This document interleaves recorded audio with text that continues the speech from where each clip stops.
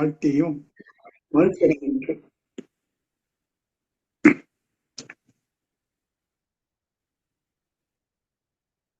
நான் இப்போது இருக்கிற இருப்பிடம், நான் இருப்பிடம் என்று குறிப்பது என்னுடைய உணர்வு, அக உணர்வு.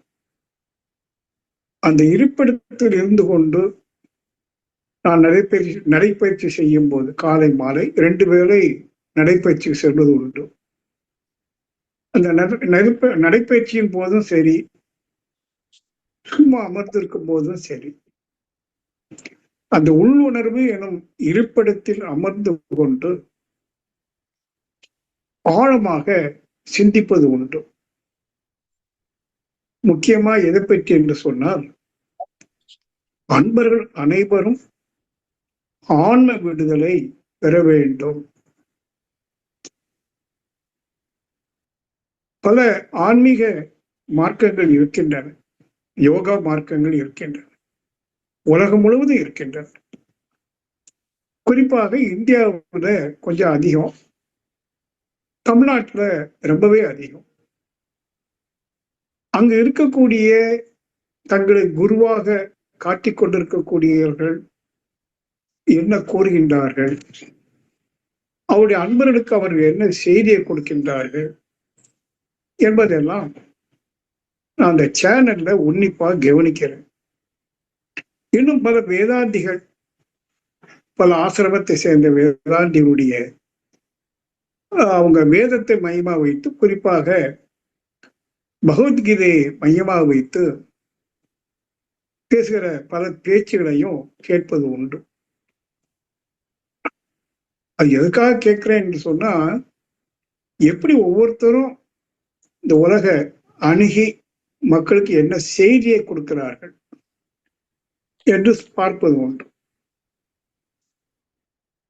என்னுடைய சுயமாக நானும் சிந்திப்பது உண்டு. குறுகிய காலத்தில் மிக எளிதாக இந்த ஆன்மாவிற்கு விடுதலை கொடுப்பது எப்படி? ஆனா நிறைய யோகிகள், ஆன்மீகத்தில் ஈடுபட்டிருக்கிற குருமார்கள் ஆன்ம விடுதலைக்கு எளிய முறைகளை கூறுவது இல்லை, ஏதாவது ஒன்று சொல்லிக்கொண்டே இருக்கிறார்கள். நம்ம அன்பர்களும் ஆங்காங்கே செல்கிறார்கள். இங்க கிடைக்கல, அங்க கிடைக்குமா, ஏன்னா அங்க போறாங்க. அங்க கிடைக்கல, மற்றொரு இடத்துக்கு போறாங்க. பழையபடி இங்கேயும் வராங்க. வந்தவங்க பழையபடி நிற்கிறாங்கன்னா இதுல போயிட்டே இருக்காங்க. அப்ப என்ன புரிந்து கொள்ள வேண்டியிருக்கு, தேடக்கூடியவர்கள் சரியான இடத்தில் தேடுகின்றார்களா? இல்லைன்னு சொன்னா அந்த கருமைய பதிவுப்படி விலங்காக இருந்த போது உணவுக்காக அலைஞ்சான், பிறகு பணத்துக்காக அலைந்த மனிதன் இப்ப ஆன்மீகத்திலையும் அதுக்காக அலைகிறான், பல இடங்களுக்கு அலைகிறான். ஏன்னா என்னோட பலர் உரையாடுவதும் உண்டு.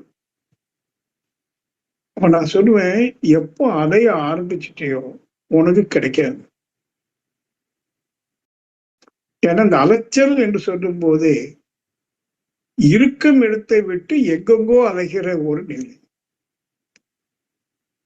இந்த ஞானம், ஆத்ம ஞானம் அலைந்து பெறக்கூடியதல்ல, மாறாக நிலைத்து பெறக்கூடியது. மனம் நின்று அறிய வேண்டிய ஒரே உண்மை அந்த ஆத்ம ஞானம். ஆனால் மனம் நிற்க மாட்டேங்குது. ஏன்னா கர்மா அப்படி. நாம ஜன்மாந்தரங்கள்ல செய்த செயல்கள், வினைப்பதிவுகள், கர்மா நமக்கு மனதை நிற்கும்படிக்கு ஒரு ஏற்பாடு இல்லை. மாறாக இன்னும் மோசமா அலையக்கூடிய ஏற்பாடுகள் தான் நம்முடைய கருமையத்துல இருக்கு.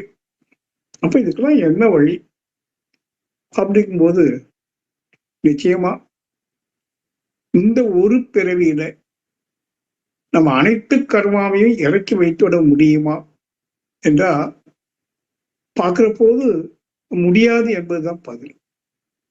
அப்ப எப்படி? இங்குதான் ஒரு உண்மையை நாம யோகம் பயிலக்கூடிய நாம தெரிந்து கொள்ளணும். நான் தெரிந்து கொண்டது உங்களுக்கு தெரிந்து கொள்ளணும்னு சொல்றேன். அது உங்க நியாயம் வேற.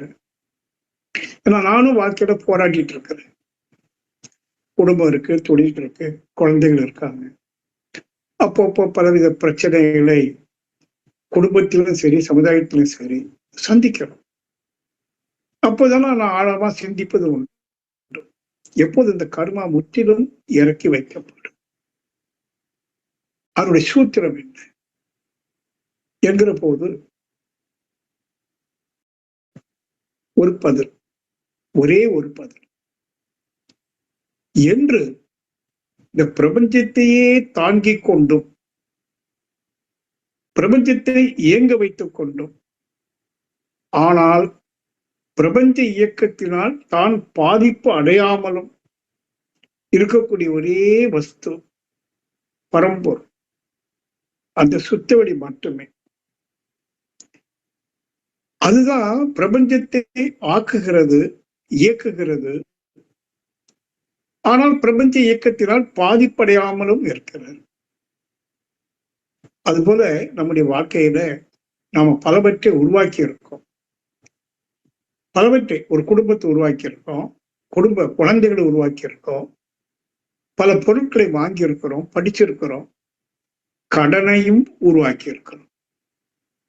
அது கடமை என்று சொல்றோம். பல கர்மாக்களை கொண்டு பிறந்து வந்ததுனால முற்பிறவிகளை பல கர்மாக்களையும் உருவாக்கி இருக்கிறோம்.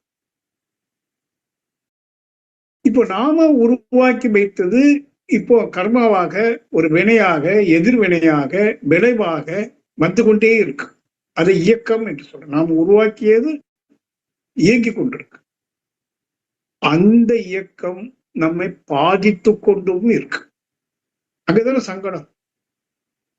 ஓ, குடும்பம் அமைப்பதற்கு முன்பு ஒரு இளைஞன் தனக்கு திருமணம் ஆக வேண்டும், இல்லற வாழ்க்கை மேற்கொள்ள வேண்டும் என்கிற அந்த உணர்வு எல்லாருக்கும் இருக்கும், ஆணுக்கும் பெண்ணுக்கும். அப்ப அந்த உணர்வை சமப்படுத்துவதற்காக திருமணம் செய்து கொள்றோம், குழந்தையும் பெற்றுக்கொள்றோம். இப்ப நாம ஒரு குடும்பத்தை உருவாக்குறோம். சரி, உருவாக்குறது தப்பா? இல்லை. அது சீராக இயக்க தெரியுதா? தெரியல.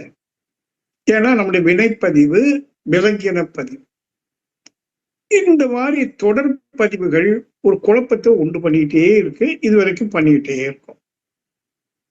அப்போ குடும்பம், குழந்தைகள், குழந்தை வளர்க்க வேண்டிய கட்டாயம், கடமை, இப்படி ஒரு செக்குமாட்டுக்குள்ள, செக்குமாட்டு சக்கரமும் சொல்றோமே, அதுக்குள்ள நம்ம மாட்டி இருக்கோம்.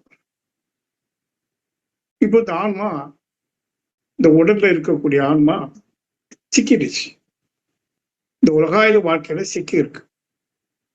துன்பப்படும் போது எப்படி இருந்து விடுபடுவது என்று சிந்திக்கிறோம், ஆனா விடுபட முடியல. எல்லாருக்கும் ஏதோ ஒரு வகையில சங்கடம், தாங்கிக் கொள்ள முடியாத சங்கடம் எல்லாம் வருவதை நம்ம தாங்கிக் கொள்ள முடியல, சந்திக்க முடியல, சமாளிக்க முடியல. ஒவ்வொருத்தருடைய மனசு அப்படித்தான் இருக்கு. இதெல்லாம் நான் எண்ணி பார்ப்பது உண்டு. ஏன்னா ஒரு சிலர் அன்னைக்கு என்கிட்ட தொலைபேசியில பேசி, ஐயா நீங்க சொல்றதெல்லாம் நல்லா புரியுது, நல்லா புரியுது, ஆனா ஒண்ணுமே ஆகல, சங்கடங்கள் வந்துட்டு இருக்கு, என்னால தாங்க முடியல, நான் என்ன செய்யட்டும்? அப்ப நம்ம என்ன தெரிஞ்சுக்கிறோம்? புரிந்து கொள்வது எளிது,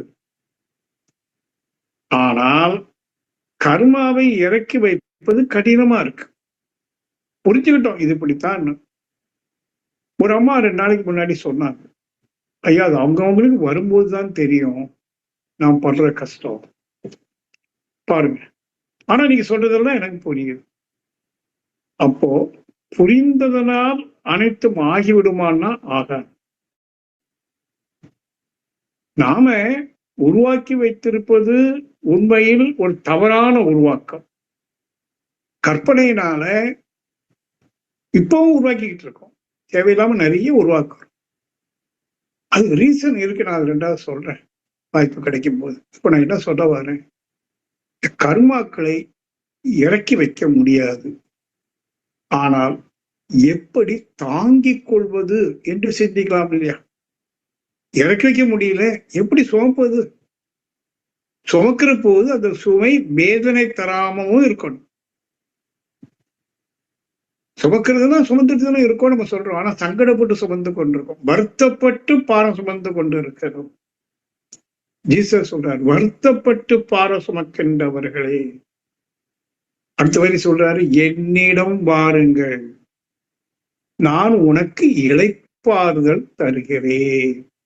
இந்த வசனம் எனக்கு ஒரு பெரிய பாதிப்பை ஏற்படுத்தி, பாசிட்டிவா நம்ம சங்கடங்களை நம்மால இறக்கி வைக்க முடியுது. ஏன்னா தப்பு தப்பா உருவாக்கி வச்சிட்டோம். தப்பு தப்பா நிறைய உருவாக்கி வச்சிட்டோம். உடல்ல நோயை உருவாக்கிட்டோம், கடனை வாங்கிட்டோம், பகையை உருவாக்கிட்டோம். இதெல்லாம் தாங்க முடியல. இப்படி உருவாக்குற தப்புன்னு புரியுது, இறக்கி வைக்கவும் முடியல. மீண்டும் மீண்டும் கர்மா வந்துட்டே இருக்கு. என்ன பண்றது? அப்பதான் அந்த வசனம் எனக்கு நினைவுபடுத்தியது. இன்னைக்கு அதான் நான் உங்களுக்கு சொல்ல விரும்புறேன். நாம எல்லாம் வருத்தப்பட்டு பாரம் சுமந்து கொண்டு இருக்கிறோம். இயேசு சொல்றாரு, இறைவாக்காக இருந்து என்னிடம் வாருங்கள். என்னிடம்னா இயேசு என்ற மனிதனிடம் அல்ல, அது இறைவாக்கு அல்லவா?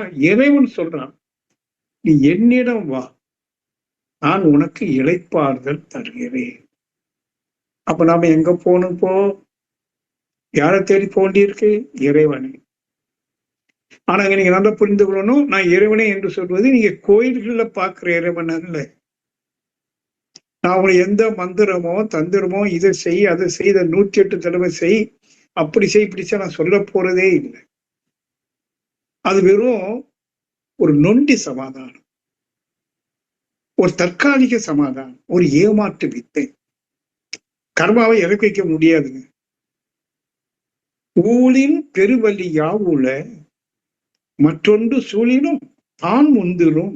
ஊழ் என்ற அதிகாரத்துல வள்ளுவர் சொல்ற, ஊழின் பெருவலி யாவுல, நீ செய்த கர்மா இருக்க விதின்னு சொல்லுவோம். அந்த விதியை விட வல்லமை எது இருக்கு? மற்ற ஒன்று சூழினும், நீ யாகம் வளர்த்தாலும் சரி, தங்கத்தேர் எடுத்தாலும் சரி, அன்னதானம் பண்ணாலும் சரி, மற்றொன்று சூழினம் தான் முந்துரும். கர்மாதான் வந்து நிற்கும். அப்ப என்ன பண்றது? பழையபடி யார் இறைவனிடம் தன்னை ஒப்படைக்கின்றார்களோ என்னிடம் வாருங்கள்ட்டார். அப்ப நம்ம இறைவனை நோக்கி போகணும். இங்க நம்ம மகிழ்ச்சி அதுக்கு நல்ல ஒரு தவம் கொடுத்திருக்காங்க. அதுக்கு அப்பதான் நான் விஞ்ஞான ரீதியாக எடுத்த உடனே சொன்னேன், சுத்தவெளி எனும் பரம்பொருள் அதுவே அனைத்தையும் உருவாக்கி இயக்கிக் கொண்டிருந்தாலும் அந்த இயக்கத்தினால் அந்த சுத்தவெளிக்கு எந்த பாதிப்பும் இல்லை. அப்போ சுத்தவெளி என்பது சர்வ வல்லமை உடையது. ஏன்னா மிகப்பெரிய பிரபஞ்சத்தை தாங்குது. பிரபஞ்சத்தினுடைய குறுக்களவு யாரும் கணக்கிடல முடியாது. எத்தனை கோடி கோள்கள் கண்டுபிடிக்க முடியாது, எவ்வளவு பெரிய இயக்கம் கண்டுபிடிக்க முடியாது. அப்படி ஒரு அன்லிமிட்டட் ஃபோர்ஸ் அதை தாங்கி கொண்டிருப்பது சுத்த வெளியே லெகுவா தாங்கிட்டு இருக்கு. அதான் beauty. Without strain, without effort, ரொம்ப லெகுவா. அப்ப நாம அத்தகைய சுத்தவெளி எனும் தெய்வத்தை அடைந்து விட்டால் எந்த கர்மா வந்தாலும் தாங்கிக்க முடியும். ஒரே வழி தவத்துல. இனி சிந்தனையின் மூலமாக எப்படி விடுபடுவது? நாம உருவாக்கிய துன்பங்களுக்கு காரணமான உருவாக்கங்களில் இருந்து எவ்வாறு தன்னை விடுவித்துக் கொள்வது என்கிறது அது வேறொரு விதமா நாம, அதாவது சிந்தனை மூலமா தியரிட்டிக்கலா அதுக்கு ஒரு முடிவு எடுக்கணும். இன்னொன்னு பிராக்டிக்கலா இதை சுமப்பதுக்கு என்ன வழி என்று சொன்னா, இப்ப கூட அந்த பாட்டை ஒளிபரப்பணும். இறைநிலையோடு எண்ணத்தை கலக்க விட்டு ஏற்படும் ஓர் அமைதியில் விழிப்பாய் நிற்க இறைநிலையே தானாய் உணர்வதாகும். என்றைக்கு ஒரு மனிதன் இறைநிலையும் நானும் ஒண்ணுதாங்கிற உணர்வுக்கு வரானோ, தவம் செய்யும்போது கிடைக்கும். ஆனா தவம் முடிஞ்சு மீண்டும் சமயத்துல போகும்போது சிக்கல் வந்துருது. ஆனா மீண்டும் மீண்டும் அவர் சொல்றாரு, உடலில் நித்தம் நித்த நித்தம் உடலில் உயிர் இருக்கு மட்டும், நித்த நித்தம் உடலில் உயிர் இருக்கு மட்டும் அந்நிலையில் நின்று பழகி கொண்டார் எந்நிலை இறைநிலையோடு எண்ணத்தை கலக்க விட்டு ஏற்படும் ஒரு அமைதி விழிப்பாய் நிற்க இறைநிலையே தானாய் உணர்வதான். அவர் தினசரி அப்பப்போ ஒரு 2 நிமிஷம் 3 நிமிஷம் நான் அடிக்கடி சொல்லுவேன், சும்மா இரு. ஏன்னா சுத்த வெளி சும்மாதான் இருக்கு, நிச்சலமா இருக்கு, நிர்குணமா இருக்கு. நம்மால நீண்ட நேரம் இருக்க முடியாது என்றால் கூட ஓரிரு நிமிடம், ஒரு நாளைக்கு 5-6 முறை அப்படி இருந்து பழக பழக நம்ம எதோடு எண்ணத்தை கலக்க விடுறோம்? சுத்த வெளி, சர்வ வல்லமை உடைய சுத்த வெளி, பிரபஞ்சத்தையே தாங்கிக் கொண்டிருக்கிற சுத்த வெளி. அப்ப அந்த சுத்த வெளியில இருக்கக்கூடிய சர்வ வல்லமை கொஞ்சம் கொஞ்சமா நமக்கு டிரான்ஸ்ஃபார்ம் ஆகும்.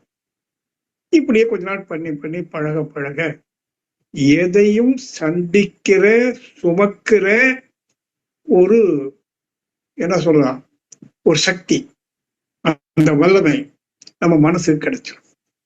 அப்புறம் அந்த மனசு சொல்லும், எந்த கர்மா வந்தாலும் சரி, I don't care about it. உச்சி மீது வானிருந்த போதிலும் அச்சம் இல்லைங்கிறான் பாரதி. எப்ப ஏன் அவனுக்கு அந்த வல்லமை கிடைச்சிருச்சு. அவங்க கூட கேட்டாங்க, வல்லமை தாராயோன்னு ஒரு பாடல்ல, வலிமைப்படுத்த நெஞ்சினாய் வா வா, தோழினாய் வா வான்னு கூப்பிட்டான் இல்லையா. அந்த பாவனை, சங்கல்பம், தவம். ஆகவே அன்பர்களே, ஒரு பக்கம் தவத்தின் மூலமாக, குறிப்பாக துரியாதீதம், துரியத்தில் ஒடுங்கி பிரபஞ்சத்தில் விரிந்து சுத்த வெளியில் கலந்து கரைந்து காணாமல் போகிற தவம் அது. ஒடுங்கி விரிந்து, அதெல்லாம் ஒவ்வொரு விஷயத்துல ரகசியம் இருக்கு. ஏன் ஒடுங்க சொன்னார் துரியத்துல? ஒடுங்கிய உணர்வு ஏன் சக்திகளமா விரிக்க சொன்னாரு அப்படின்னா அதுல ரகசியமான ஏற்பாடு இருக்கு. அதெல்லாம் நம்ம சித்திப்போம். அப்போ துரியாதீத தவம் நல்ல செய்து பழகணும் ஒரு பக்கம். அப்பப்போ 2 நிமிஷம் 1 நிமிஷம் சும்மா கண்ணை மூடிட்டு சும்மா இருந்து, அந்த கண்ணை மூடினதுமே ஒரு இருள் படலம் தெரியுது பாருங்க, அதுல மைண்ட போக்கஸ் பண்ற அமைதி வரும். எவ்வளவு நேரம் முடியுமோ அவ்வளவு நேரம் அந்த அமைதியில இருப்போம். எண்ணங்கள் வந்துருச்சா கண்ணை திறந்துவோம். இப்படி பழகி அந்த வல்லமையை பெறணும். எப்பொருளை, எச்செயலை, எவ்வுயிரை, எக்குணத்தை ஒருவர் அடிக்கடி நினைத்தால் அப்பொருளின் தன்மைதனாய் உடலிலும் உயிரிலும் மாற்றம் காணும். இது இயல்புக்கு நேதிதான் இல்லையா? அப்ப நம்ம சுத்த வழி அடிக்கடி நினைக்க நினைக்க ஏதோ சுத்த வழின்னு சொல்றோம், ஆனா அது சர்வ வல்லமை உடையது. அனைத்தையும் ஆக்கக்கூடிய, இயக்கக்கூடிய, சுமக்கக்கூடிய ஒரு வல்லமை உடையது அது. அப்ப அதுல நம்ம மனசை செலுத்த செலுத்த நமக்கு அதே வல்லமை கிடைக்கும். இது ஒரு பக்கம். இன்னொரு பக்கம் சிந்தனை. நமக்கு என்ன துன்பம், எதனால வந்தது, இனி அதனால் அந்த காரணம் கண்டுபிடிச்சிட்டேன், இனி அந்த காரணத்தை நான் மீண்டும் ரிப்பீட் பண்ண மாட்டேன். ஃபர்ஸ்ட் ஒரு நிபந்தனை, நான் இதுவரைக்கும் செய்த தவறை இனி செய்ய மாட்டேன். உடல்ல நோய் வரும்படிக்கு நான் தப்பா நடந்துக்க மாட்டேன். கடன் வாங்கி நான் சிக்கல்ல மாட்ட மாட்டேன். யாரையும் பகிச்சுக்க மாட்டேன். குறிப்பா கணவன் மனைவி. உற்ற உறவினர்கள் யாருன்னா பெற்றோர்களும் வாழ்க்கை துணையும் குழந்தைகளும். 3 விதமான உற்ற துணை இல்லையா? பெற்றோர்கள் அது இயல்பாக வந்த உறவு, வாழ்க்கை துணையும் இயல்பாக, நாம் பெற்ற குழந்தைகள் இயல்பு. இவரிடம் எப்படி நாம் உறவை காத்து கொள்ளணும்? வீட்டுல ஆரம்பிக்கணும். இந்த 3ஐயும், நோயில்லாத உடல் நலம், கடன் இல்லாத பொருளாதாரம், பகையில்லாத நட்பை எப்படி இனி தக்க வைப்பது? ஒரே குறிக்கோள்ல நீங்க பயணிக்கணும். நானே சொல்றது, உங்களுடைய வாழ்க்கை பயணம் எப்படி இருக்கணும்? இந்த 3, நோய் இல்லாத உடல், பெருசா வலிமைன்னு கூட சொல்ற, நோய் இல்லாத உடல், கடன் இல்லாத பொருளாதாரம். லட்சக்கணக்கில் பேங்க்ல இருக்கணும்னு சொல்லலை, கடன் இல்லாத பொருளாதாரம். வார்த்தையை நான் கவனமா பிரயோகம் செய்யறேன். பகை இல்லாத நட்பு அப்படின்னா என்னன்னா கட்டிப்பிடிக்கிற நட்பு இல்லை, பகை இல்லை, அவ்வளவுதான். இந்த மூன்றையும் தக்க வைப்பது எப்படி? அப்படி ஒரு சிந்தனை இன்னைக்கு ஆரம்பிச்சு நாளில இருந்து அதை செயல்படுத்த கொஞ்சம் கொஞ்சமா செயல்படுத்த உங்களுக்குள்ள ஒரு வல்லமை கிடைக்கும். ஒரு பக்கம். இன்னொரு பக்கம் சும்மா இருக்கணும்னு சொன்ன பாருங்க, கண்ண முன்னா சும்மா இருக்க முடியும். ஏன்னா நீங்க இதை ஆரம்பிச்சுட்டீங்க. இந்த பிராக்டிக்கல் இம்ப்ளிமெண்டேஷன் சொல்றேன் பாருங்க. எதை புரிந்து கொண்டோமோ அதை செயல்படுத்தக்கூடிய, கற்க கசடர கற்பவை கற்றபின் நிற்க, அந்த இம்ப்ளிமெண்டேஷன் இன்னையில இருந்து ஆரம்பிச்சிடணும். நீங்க நான் ஆரம்பிச்சாச்சு, நல்லாவே ஆரம்பிச்சிட்டேன். அதெல்லாம் நான் ஓப்பனா சொல்லிட்டு இருக்க வேண்டிய அவசியம் இல்லை, எனக்கு மட்டும் இருக்கட்டும். எனக்குள்ள ஒவ்வொரு நாளும் நேற்று ஒரு அனுபவம், இன்று ஒரு அனுபவம், நிச்சயமா நாளைக்கு அனுபவம் வரப்போகுது. ஒவ்வொரு அனுபவத்தையும் நான் ஒரு பாடமாக எடுத்துக்கொண்டு அதை உரமாக எடுத்துக்கொண்டு, மேனுவர், ஒரு செடி நல்லா வளர்ந்து பூக்கணும் இல்லையா, நான் பூக்கணும் இல்லையா, ஆக அந்த அனுபவங்களை ஒரு உரமாக எடுத்து என்னுடைய உள்ளத்தில் வைத்து சிந்திக்க சிந்திக்க எனக்குள்ள பக்குவம் இன்னும் மேலோங்கிக்கிட்டே இருக்கு. ரமணர் சொல்லுவாரு, அதிப்பக்குவம் வேணும் பாரு. பக்குவம் மட்டும் இல்லையா, அதிப்பக்குவம் அப்படிங்கப்பா. இந்த மேக்சிமம் மெச்சூரிட்டி அடையணும் இல்லையா. எங்கேயாவது ஒரு சின்ன கேப் இருக்கும், ஞானிக்கும் இருக்கும். மாதிரி சொல்றாரு ஒரு இடத்துல, ஞானிக்கும் முழுக்குத்துனா வலிக்கும்னு சொன்னார். அதெல்லாம் உங்களுக்கு தெரியுமோ தெரியாது. ஏன் அப்படி சொன்னாருன்னா, ஒரு நொண்டி சமாதானம்.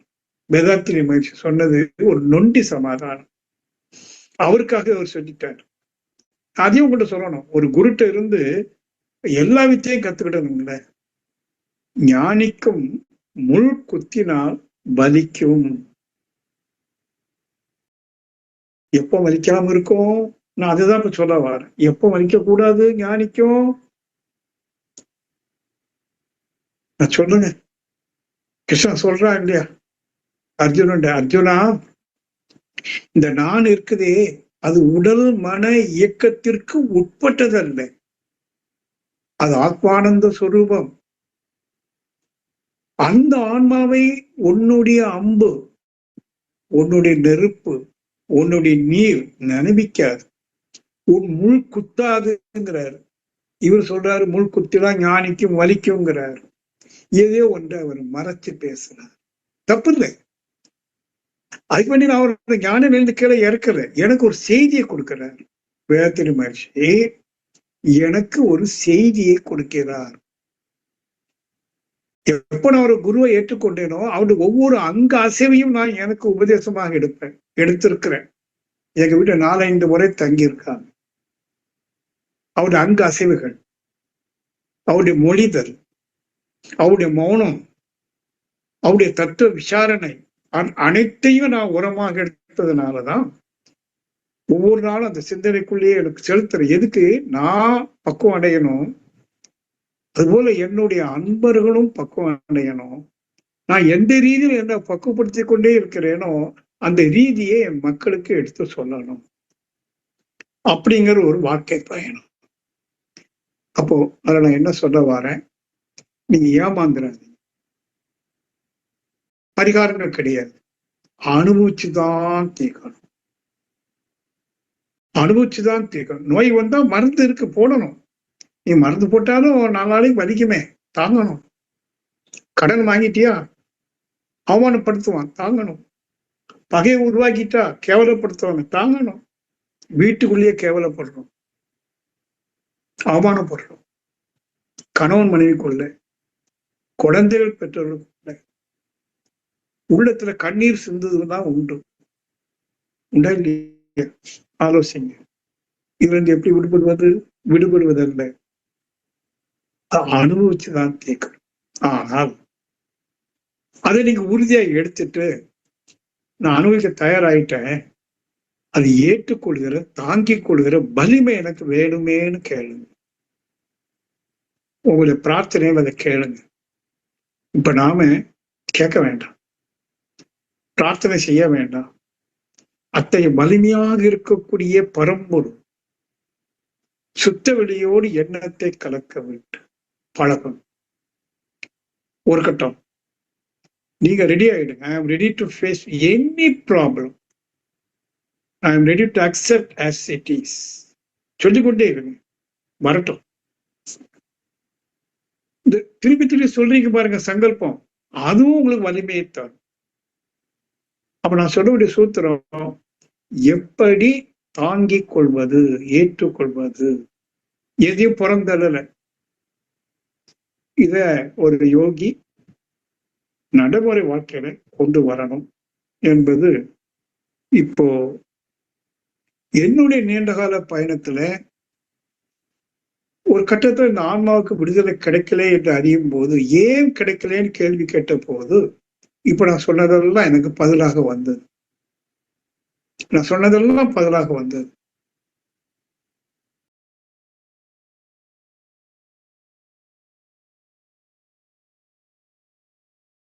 எப்படி தவத்தின் மூலமாக வல்லமை பெற வேண்டும் என்று சொல்கிறேனோ, அப்படி புரிதலின் மூலமாகவும் வல்லமை பெறணும்.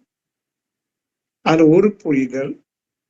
இத்தகைய சங்கடங்களுக்கெல்லாம் எது காரணம்? நாம் செய்த தவறுன்னு ஒரு வார்த்தையில சொல்லிடலாம். நம்முடைய பழைய கர்மா, முன்வினை பதிவுன்னு சொல்லிக்கலாம். இருந்தாலும் இத்தகைய முன்வினை பதிவினால் ஒரு விஷயம் உருவாகி இருக்கு, நமக்குள்ள உருவாகி இருக்கு, ஒரு மாயா பிம்பம். ஒரு கால் உங்களால் அவ்வாறு உருவாகி இருக்கிற அந்த மாயா பிம்பத்தை கிழித்தெறிய முடியுமானால் இன்று இரவே உங்களுக்கு தாங்கிக் கொள்ளக்கூடிய வல்லமை வந்துடும். இயற்கையில நான் நல்ல இயற்கையை கவனிப்பேன். ஒவ்வொரு உருவாக்கம் பஞ்சபூதங்களாக இருந்தாலும் சரி, அனைத்து ஜீவராசிகள், ஐயரு விலங்கினம், மனிதனுடைய உடல் அமைப்பு, மனிதனுடைய மன இயக்கம், அறிவின் மேன்மை, இவற்றையெல்லாம் ஒன் பை ஒன்னா சிந்திக்கிற போது இந்த இயற்கையில எங்க மாயை தோன்றுதுன்னு பார்த்தேன். ஏன்னா நாம அடிக்கடி பேசுவோம், நம்ம பார்க்கிற உலகம் மாயை, இந்த வாழ்வு மாயைன்னா சிந்திப்போம். ஆனா இன்று காலை நடைப்பயிற்சியின் போது என் மனசு சொல்லிச்சது, எதுவும் மாயா இல்லை. உங்களை குழப்பறப்போ நத்திங் இஸ் மாயா. ஒரு பழம் இருக்குல்ல, மாயா இல்லைன்னு சொல்ல முடியுமா? சுவைக்கிறோம், சுவையா இருக்க, சுவைங்கிற உணர்வு அனுபவிக்கிறோமே. அப்போ மாம்பழம் சுவையா இருக்கிறது உண்மைதானே? ஒரு மலர் வாசனையா இருக்கிறது உண்மைதானே? சூரியன் அவ்வளவு வெளிச்சம் எப்பவும் வருது உண்மைதானே? எது மாயா? சொல்லுங்க. நாம பேச்சுல நிறைய சொல்லுவோம், மாறக்கூடியது மாயா, எல்லாமே தோன்றி மறைதான மாயா. ஆனா இன்னைக்கு ஒண்ணு சொல்லுவேன், புரிந்து கொள்ளுங்க, எதுவுமே மாயா இல்லை, இருக்க முடியாது. ஏனென்றால் அனைத்து தோற்றங்களும் உண்மையின் வெளிப்பாடு. அப்ப உண்மையிலிருந்து பொய்மை எப்படி வர முடியும்? ஏதோ ஒரு குழப்பம் இருக்குல்ல. உண்மையிலிருந்து பொய்மை வர முடியும்? சிறுமைகள் வரலாம். உண்மை முழுமை, அதிலிருந்து வெளிப்பட்டிருப்பது சிறுமை. அது சிறுமையா இருந்தாலும் அது உண்மை. அப்ப எது மாயா?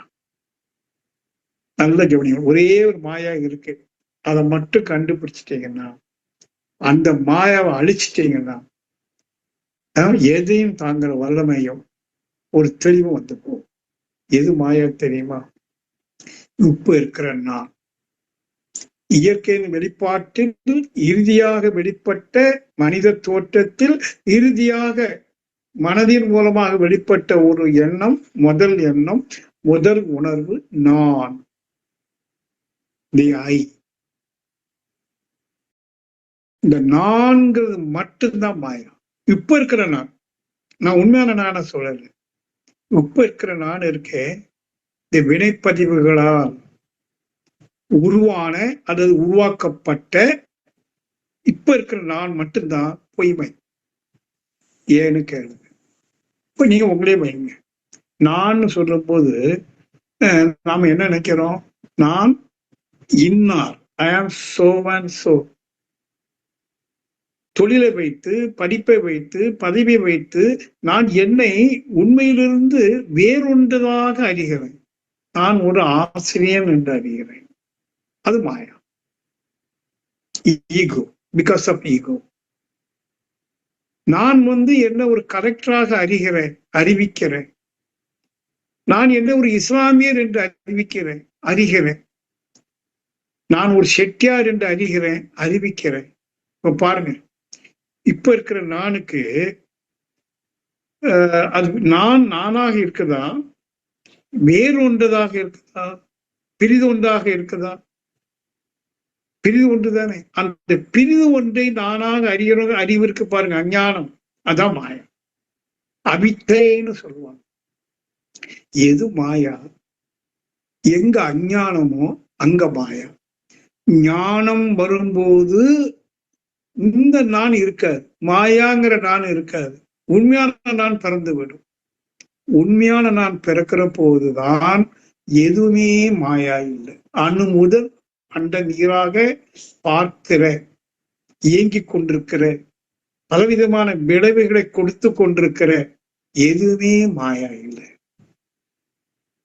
நான் கூட இப்ப மாயா இல்லை என்று நான் மாயா இல்லை என்று புரிகிறேனோ, அன்று நான் பார்க்கிற சந்திக்கிற மனிதர்களும் யாரும் மாயா இல்லை, அஞ்ஞானிகள். அவ்வளவுதான். ஏன் அஞ்ஞானி? அவன் தன்னுடைய உண்மையை அறியவில்லை. உணரவில்லைங்கிறது வேற, அறியவில்லை. எல்லாரும் என்ன அறிஞ்சிருக்கோம்? நான் இன்னார், ஐ ஆம் சோ அண்ட் சோ. உங்க மனசுல கேளுங்க, ஒரு நாளைக்கு ஒரு வினாடியாவது இந்த நான் நானாக தங்கி இருக்கிறதா? இல்லை. அது இருக்கிற இடத்துல இருந்து விலகி க்ஷணத்துல ஓடிடுது. நான் மருவி போகுது. அந்த மருவின்னு சொல்றோம்ல, அதான் மாயா. எது மருவியதோ அது மாயா. இந்த நான் பிறப்பதற்கு முன்பு எத்தனை வடிவங்களை சுத்த வழி எடுத்திருக்கு, எத்தனை தன்மைகளை கொடுத்திருக்கு. எங்கேயுமே மாயா இல்லை. யானை மாயா அல்ல, கொசு மாயா அல்ல. ஆனால் மனிதன் மாயா. மனிதனுடைய தோற்றம் மாயா அல்ல, மனிதனுடைய மனம் மாயா. எந்த மனம்? நான் இன்னார் என்று அறிந்து கொண்டிருக்குதே. நினைச்சு பாருங்க. உண்மையில் இங்க நானாக வந்திருப்பது எல்லையற்ற பரம்பொருள். ஆனால் அந்த நான் எண்ணமாக எழும்போது தன்னை பிரத்யாராக கருது, தன்னை இன்னொன்றாக பாவிக்குது இல்லையா? நான் ஒரு கிறிஸ்தவன் என்று சொன்னா அது என்ன? அது நான் கிறிஸ்தவனா? எப்படி இருக்க முடியும்? அதுக்கு வியாக்கியானம் என்ன? நான் ஒரு ஆசிரியர், நான் எப்படி ஆசிரியரா இருக்க முடியும்? அது என் தொழில், அது என் பதவி, அது என் மதம், அது எனது. எனதுகள் எப்படி நானாக இருக்க முடியும்? இதாங்க மாயா. எனதுகளால் உருவான இந்த நான் மட்டும் மாயா. அதுக்கு முன்னாடி உருவானதெல்லாம் பஞ்சபூத கூட்டு. அனைத்து ஜீவ இனங்களும் பஞ்சபூதங்களும் ஜீவ இனங்களும் பஞ்சபூத கூட்டு உணர்தல் என்ற இயக்கத்தோடு இருக்கு. மனிதன் உணர்தலுக்கு மேல சிந்தனை என்கிற ஒரு அறிவு பாருங்க, அங்க ஆரம்பிச்சது தடுமாறி இப்போ நான் நினைக்கும் போதே உண்மையிலே ஒரு விஷயம் தெரியுமா உங்களுக்கு? அந்த உண்மையான நான் வரும்போது அங்க நினைப்பு இருக்காது. அதை நினைப்பற நினைந்து ஒரு பெரியவர் பாடுறார். உண்மையான நான் நிலைக்கு வரும்போது அங்க நினைப்பு இருக்காது, எண்ணங்கள் இருக்காது. எண்ணங்கள் இருந்தாலும் நினைவு அலைகளுடைய மோதல்கள் இருக்காது. ஆனா பொய்யான நான் இருக்கிற போது தன்னை இன்னாராக பாவித்து அதுவாக செயல்படுது பாருங்க, அதான் அனைத்து துன்பத்துக்கும் காரணம். அடிக்கடி நாம சொல்லக்கூடிய திருமூலர், தன்னை அறியாமல் தானே கெடுகின்றான். நீங்க கெட்டதாக நினைக்கிறீங்களா, துன்பப்பட்டு நினைக்கிறீங்களா? ஒரே ஒரு காரணம், உங்களை நீங்க அறிந்து கொள்ளல. தன்னை அறிய தனக்கு ஒரு கேடில்லை, தன்னை அறியாமல் தானே கெடுகின்றான். இது அடிக்கடி நான் ஸ்ட்ரெஸ் பண்ண காரணம் இதான் ஹைலைட். மீது அந்த தத்துவம் இந்த தத்துவம் அதெல்லாம் பேச்சுக்கு கேட்கறதுக்கு நல்லா இருக்கும், செயலுக்கு தன்னை அறிந்தே தீரணும், வேற வழி இல்லை. இந்த தன்னை அறிதல் தான் இறைவனை அடைதல். என்னிடம் வாருங்கள் சொன்னார். அந்த என்னிடம் என்கிறது எங்க இருக்கு? நமக்குள்ளேயே இருக்கு. என்னிடம், நான் இருக்கிற இடம். இறைவன் சொல்றான், நான் இருக்கிற இடம் உன்னுடைய அகம் பிரம்மம். ஆக தவம் என்பது தன்னை உணர்ந்து தனது வல்லமையை அறிந்து அங்க அமைதி அடைந்து வாழ்க்கையில எதை சந்திச்சாலும் பழைய கர்மாவுடைய விளைவு அதை எளிதாக சந்தித்து கடந்து செல்லக்கூடிய வல்லமையை கட்டிவிடும். இத்தனையும் நீங்க வேற எந்த மயக்கத்துக்கும் போகாது. நீங்க ஞான மார்க்கத்தில் இருக்கிறீங்க, யோகம் பயில்றீங்க, நீங்க பொய்யான விஷயத்துல தலையிடாதீங்க, பயன் இல்லை. திருப்பி அந்த குரலை ஞாபகப்படுத்துறேன். ஊழின் பெருபலி யாவுள மற்றொன்று சூழினும் தான் முந்துரும். நினைவில் வைத்துக் கொள்ளும். வாழ்க வளமுடன். எனக்கு என்ன ஒரே ஆதங்கம்னா, சந்திக்கிறவங்களாம் என்ன சொல்லிக்கிறாங்க, ரொம்ப நாளா செய்யறேன் சார், இன்னும் அப்படி இருக்கு இப்படி இருக்கு, என் வீட்டுக்காரர் அப்படி இருக்கு, என் வீட்டுக்காரர் இப்படி இருக்கா, என் பிள்ளைங்க அப்படி இருக்கு, அது அப்படி so many things. சங்கடமா இருக்கு.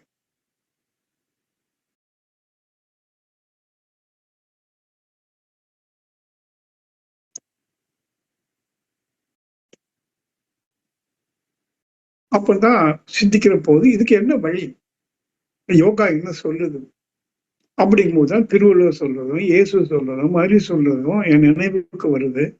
சரி, அது நினைவுக்கு வந்து இனிமேல் செயலுக்கு கொண்டு வரணும் அப்படின்னு செயலுக்கு கொண்டு வரதான் அந்த ஒரு ஆன்ம விடுதலை. அல்டிமேட் என்னன்னு கேட்டீங்கன்னா ஆன்ம விடுதலை. இன்னைக்கு இந்த ஆன்மா இந்த உடல்ல சிக்கி மனமாக சிக்கி அது வேதனைப்பட்டு இருக்கு. ஆனா உண்மையில ஆன்மாவனுடைய தன்மை என்ன? அது ஆத்மானந்த சொரூபம். ஒரு ஆத்மானந்த சொரூபம் இங்க சிக்கிக்கிட்டு தவிச்சிட்டு இருக்கு. தவிக்கும் போது மனமாக எழுது. அப்ப நம்ம ஒரு ஞான நிலையில சிந்தித்து சிந்தித்து வந்தோர் சொன்னா இந்த நான் சொன்ன பாயிண்ட்டுக்கு வந்துட்டோம் அப்படின்னா, இப்ப இருக்கிற நான் மட்டுமே மாயா. ஏன் மாயா என்றால் அதோட உண்மை சொரூபத்தில் அது இல்லை, வேறொன்றாக மாறி பிளவுபட்டு போச்சு. மாறி பிளவுபட்டு போச்சு. நான் ஒரு பேராசிரியர், பிளவுபட்டு போச்சு. நான் ஒரு கலெக்டர், பிளவுபட்டு போச்சு. அந்த பிளவுதான் துன்பத்திற்கா. அவ எந்த ஒன்றினாலும் தன்னை அடையாளப்படுத்தாத ஒரு நிர்வாண கதியை நாம் அடையணும்.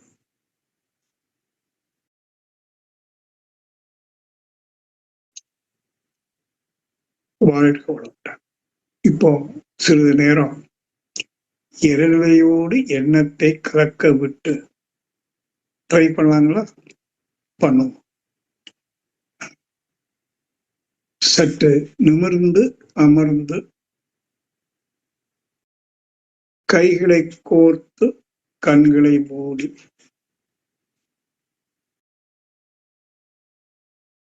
மனதில் அமைதியை ஆக்கி எண்ணங்களிலிருந்து விடுபட்ட சனத்திலேயே ஒரு இருள் படலமும் ஒரு அமைதி தன்மையும் சனத்துல வரும். அதை விட்டுவிடாம பிடித்துக் கொள்ளணும்.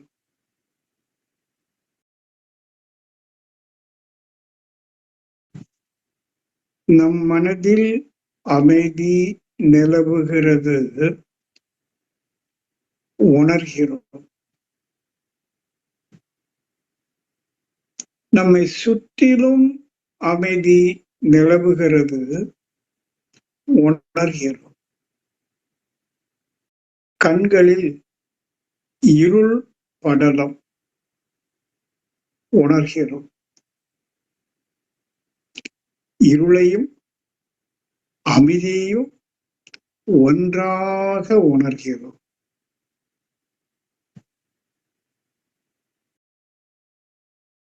இதுதான் இறைநிலை. இறைநிலை என்பது எல்லையற்ற இருள், நிற்சலனம், அமைதி.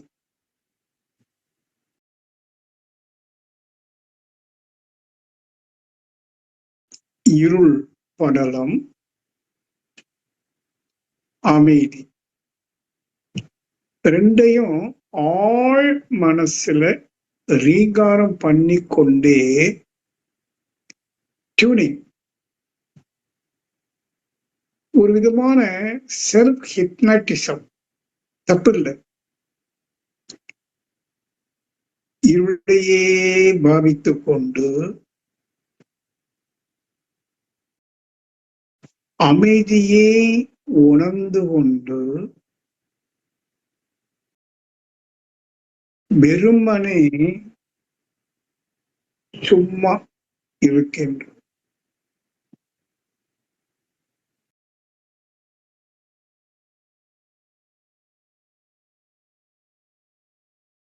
எண்ணங்களாக எழாது உணர்வாக அமர்ந்து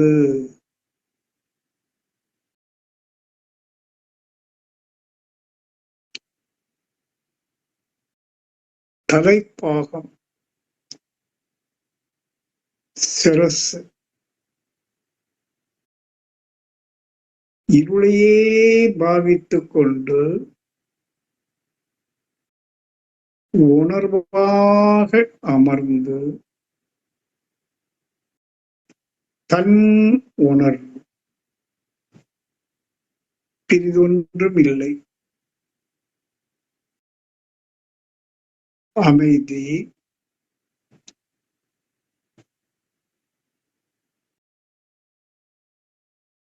ஆழ் மனசுல நான் இருளையே பாவிக்கின்றேன்,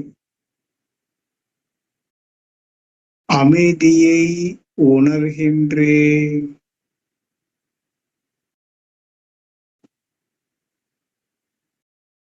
இத்தருணத்தில் முழுமையாக இருப்பதாக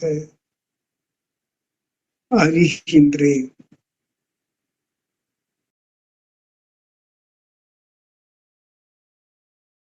இருளையே பாவிக்கின்றேன்,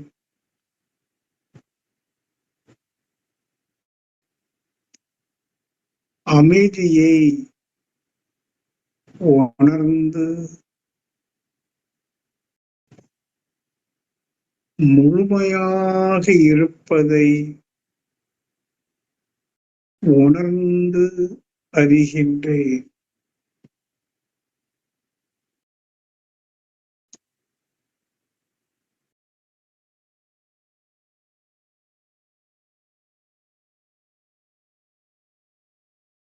நான் இருளையே பாவிக்கின்றேன்,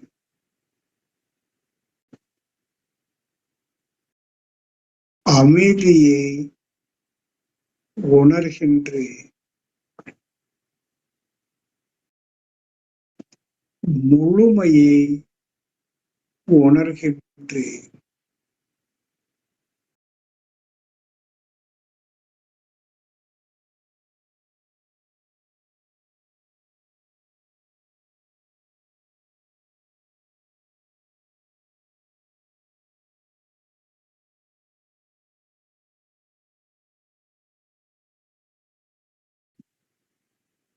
தலைப்பாக, சிரசு,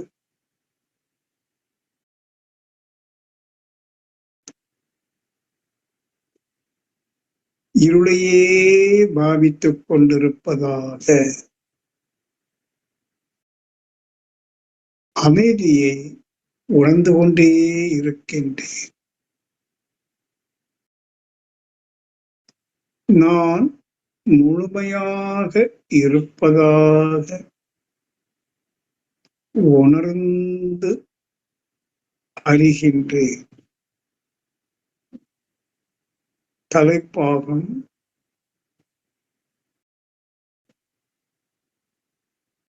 உணர்வு தலைப்பாகத்தில் இருக்கட்டும். அங்கு இருளையே காணுகின்றேன், எல்லையற்று காணுகின்றேன்.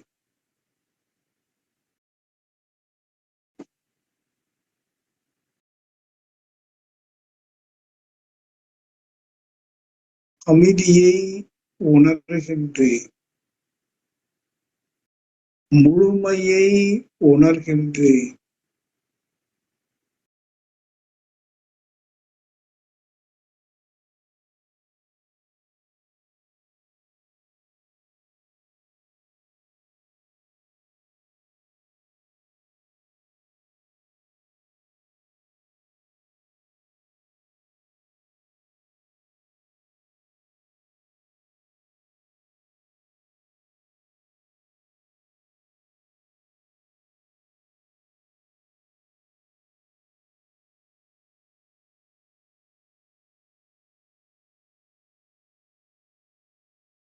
இந்த இருள் படலம் என்பது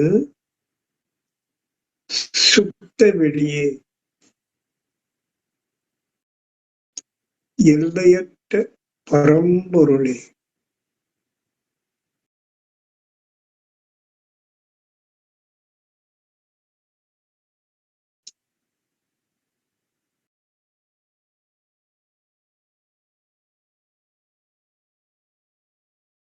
தலைப்பாகும்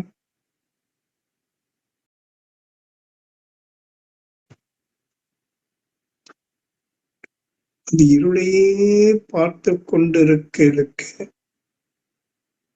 அமைதியை உணர உணர மூளைக்கு உள்ளாக, மூளையின் மையத்தில், மனோன்மணி மையத்தில் ஒடுங்கியிருப்பதாக உணர்வோ விரிந்து இருப்பதாக அறியப்படுகிறது.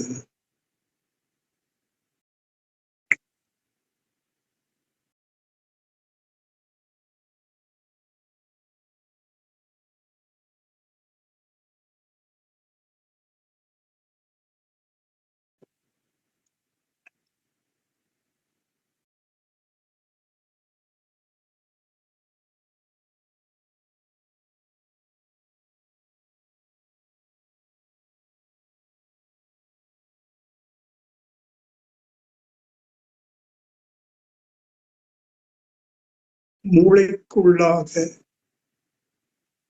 நுண் இயக்கம் உணரப்படுகிறது.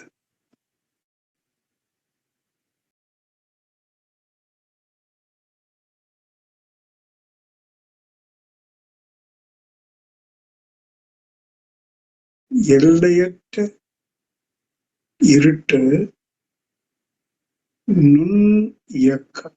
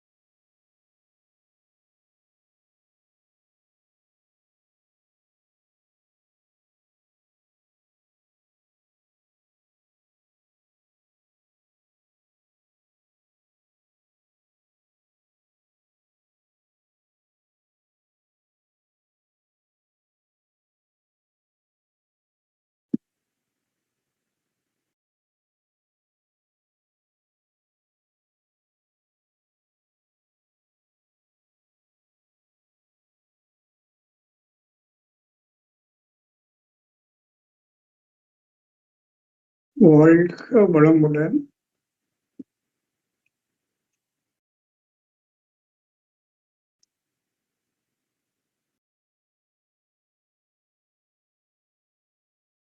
இந்த இடத்துல நான் எனும் எண்ணம் மாயா இல்லை. நான் இன்னார் என்கிற எண்ணம் இல்லை. அது மறையும் போது முழுமை உணர்வாகும். அப்ப முழுமையை மறைப்பது இந்த நான் எனும் எண்ணம் மாயா. The only Maya is I thought. I thought. அது இப்போ மறையுது.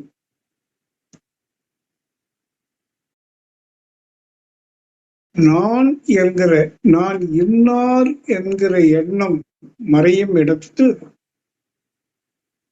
உண்மை நான் முழுமையாக உணரப்படுது. இந்த இடத்தை நாம் அடையணும். அதுக்கு சும்மா ஒரு 5 நிமிஷம் போதும். அப்பப்போ கண்ணு மூடி மனசுக்குள்ள சொல்லிக்கிறோம், நான் இன்னார் என்பது மாயா. அது எனக்குள்ள திணிக்கப்பட்டிருக்கு. ஞான ரிஷி என்பது திணிக்கப்பட்டது. நான் ஞான ரிஷி அல்ல. அது ஒரு திணிக்கப்பட்ட கௌரிக்கப்பட்ட ஒரு அடையாள சின்னம் மட்டுமே. நான் சத்குரு அல்ல. நான் ஞான ரிஷி அல்ல. நான் யாரும் அல்ல. I am nobody. நான் நிர்வாணி.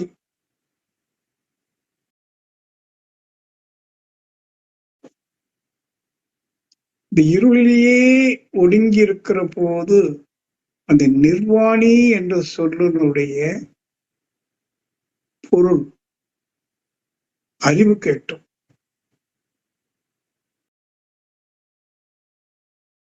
எந்த ஒரு அடையாளத்தாலும் என்னை அறியாத நிலை நிர்வாண நிலை. அத சுத்த உணர்வுன்னு சொல்றோம். Pure consciousness, uncontaminated consciousness.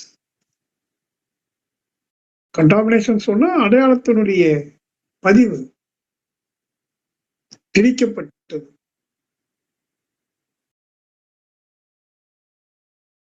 எனக்கு எந்த அடையாளமும் இல்லை.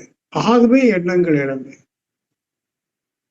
நீங்க எந்த எண்ணம் எடுத்தாலும் பாருங்க, அது ஒரு அடையாளத்தோடவே எழும். முதல் எண்ணம் நான். நான் பேராசிரியர். இந்த பேராசிரியர் என்று எண்ணுகிற போதே அங்க ஒரு ஈகோ பிளே பண்ணும். நான் ஒரு போலீஸ் ஆபீசர், சூப்பரண்டன்ட். அந்த எண்ணம் ஒரு அதிகார தன்மையை உருவாக்கும்.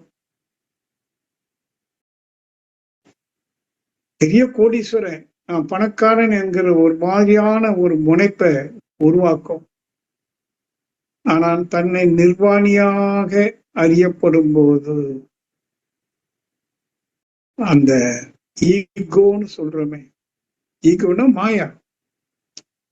அந்த ஈகோ என்று சொல்லுற எந்த உண்மையும் கிடையாது. அது கற்பிக்கப்பட்ட ஒன்று, திணிக்கப்பட்ட ஒன்று.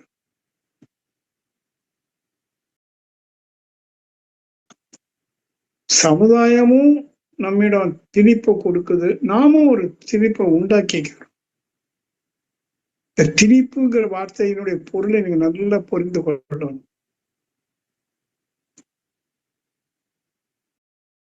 திணித்தல்,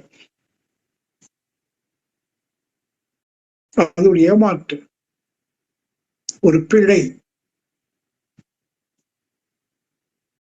இப்போ இந்த உணர்வுல எந்த திணித்தலும் இல்லாத, கட்டுப்பாடும் இல்லாத, அங்க என்ன இருக்கப்போ கட்டுப்பாடு திணித்தல் என்று வரும்போதே அங்க எல்லைக்கு உட்படுது. கட்டுப்படுகிற போது, திணிக்கப்படுகிற போது அது எல்லைக்கு உட்படுகிறது. ஏக வெளி மட்டும் கட்டுப்பாடற்றது. அங்க எந்த திணிப்பும் இல்லை. அது முழு சுதந்திரமா, ஒரு அன்லிமிட்டெட் ஃப்ரீடம். அங்குதான் அந்த ஆத்மா விடுதலை உணருது. தன்னை ஆத்மா என்று எடுக்காம அனாத்மா, நான் அனாதை, அனாதி, நிர்வாணி, என்னை எதுவும் பாதிக்காது. நிர்வாணம் ஆன பிறகு அவனை என்ன சொல்றது? கொஞ்சம் துணி போட்டா கூட வித்தியாசமா இருக்கும். ஒண்ணுமே போடல, முடிச்சு போச்சு கதை. நான் இல்லைன்னு அறிஞ்ச பிறகு எங்க துன்பம் இருக்கு? இந்த நான்கிற எண்ணமே துன்பங்களுக்கெல்லாம் காரணம். I thought.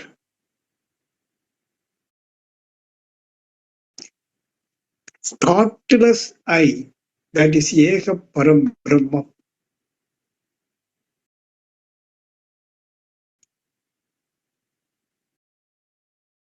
தாட்லெஸ். அப்ப அங்க இயக்கம் இல்லை, நிற்றல்.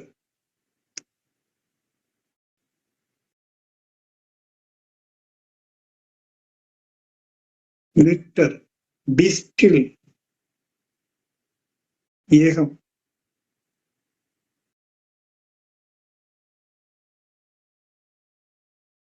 இங்கு எந்த ஒன்றினாலும் மூடப்படாத ஒரு நிர்வாண.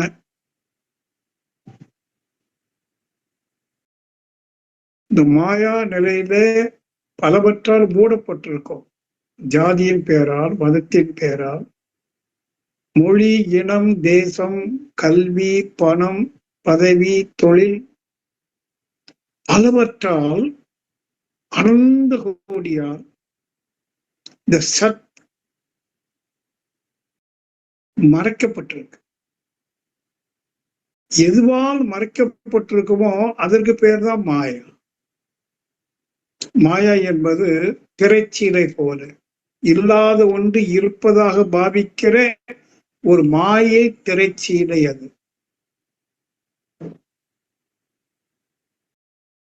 இத சுய சிந்தனை மூலம் தெளிவான அறிவை கொண்டு கிழித்தெறிந்தோமானால் அங்கு சுய பிரகாசத்தை உணர முடியும். இதுதான் ஒரு ஞான நிலை. இது அடைவதற்கு நாம் ஒவ்வொருவரும் முயல வேண்டும் என்று கேட்டுக்கொண்டு நிறைவு செய்கிறேன். வாழ்க வளமுடன். வாழ்க வையகம். வாழ்க வையகம். வாழ்க வளமுடன். நீங்களும் உங்கள் அன்பு குடும்பமும் வாழ்வில் எல்லா வளங்களும் பெற்று பல்லாண்டு பல்லாண்டு இனிதே வாழ்க. வாழ்க வாழ்க. வாழ்க வளமுடன். பெற்றோர்களுக்கு நன்றி சொல்லுவோம். ஆசானுக்கு நன்றி சொல்லுவோம். ஏனென்றால் இத்தகைய தகமையை பெறுவதற்கு எனது பெற்றோர்கள் புண்ணியம் செய்ததனால, இத்தகைய தகமையை பெறுவதற்கு குரு எனக்கு வழிகாட்டனால, இந்த மூவரை, தாய், தந்தை, குரு, மாதா, பிதா, குரு, என்னை நான் தெய்வமாக அறிவதற்கு இந்த மாதா, பிதா, குரு 3 பேருக்கும் நன்றி சொல்லிக் கொடுக்கிறோம், வணங்கி கொடுக்கிறோம். வாழ்க வளமுடன். வாழ்க வளமுடன். நிறைவு.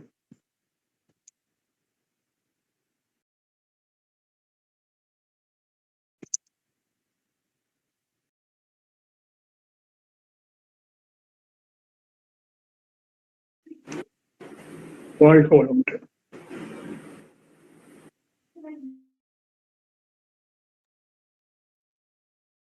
வாழ்க வளமுடன்.